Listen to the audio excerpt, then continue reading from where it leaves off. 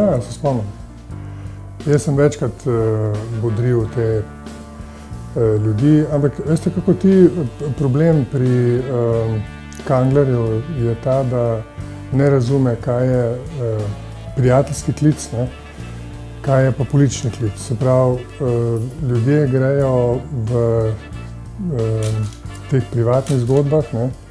Potem v javnosti in potem zadeva seveda izgubi tisto dimenzijo in kontekst. Jaz nisem mu rekel, Franc Kangler, župan, ne odstopi, ni bila to ideja. Ne?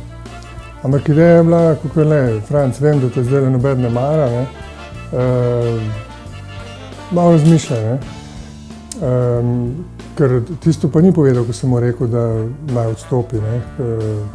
Tega pa ne govori, ne? Takrat, ko je bil že vse čez rob. Tisto sem mu pa rekel politično, ne? Da je pa zdaj to mačno. To bomo videli, jaz ne bom dajal komentarjev.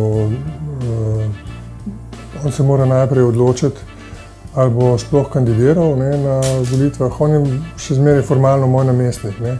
Moj namestnik, ki vodi stranko, zaradi tega, ker je mene stranka razglasila za mrtvega in jaz sem se delal mrtvega do danes, ko so vse volitve mimo in lahko pač mirno začnem tudi kaj govoriti o tem, kaj si o stvari mislim, ampak ne bom pa komentiral njega. Če bo kandidiral in če bo izvoljen, potem bo pač eden od predsednikov SD-ja. Verjetno tudi takrat ne bom kaj dosti komentiral, kaj počne. To, da bojo vzeli,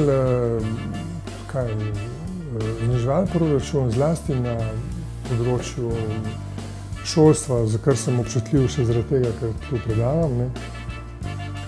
Se mi zdi, da je katastrofa in kaže na to, da ta vlada, ne, predsednik vlade, nima čisto nobene dolgoročne vizije, kaj bi Slovenija. Nima čisto nobene vizije.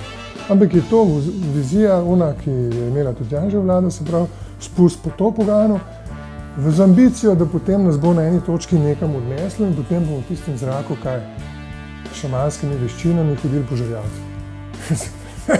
To je verjetno zdaj zgodba. Kaj bomo naredili? Pojma.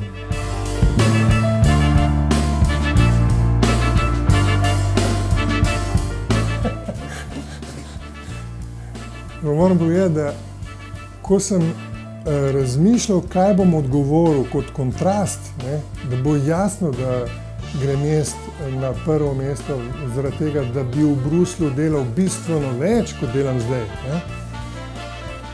Mi je prišlo to na misel, sončenje, ker je to nekako, kot se sončaš.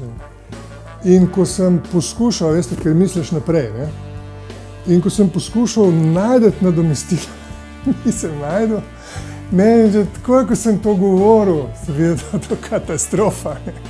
Ker pol se ti hkrati odvija to, kako pa ti reagiraš kot zaposlen na fakulteti. Ne? Ampak okej, zadeva je šla to pot, dekan mi je podaril sončna očala, pol sem jih hotel vrniti, zdaj, ko sem res pristal na fakulteti, da več jih ne rabim. Predvsem zato, ker nimajo dioptrije, tako da mi ni šlo v prid.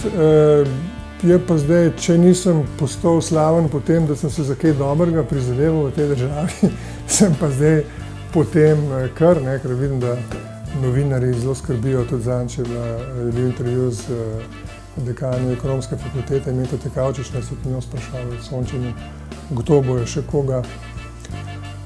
No, letos je sezona neverjetna, sonce je dolgo, ampak za sončenje pa grem raje na morje. Nekako ni prava klima. Preveč delovno vzdušje. Hvala lepa. Hvala.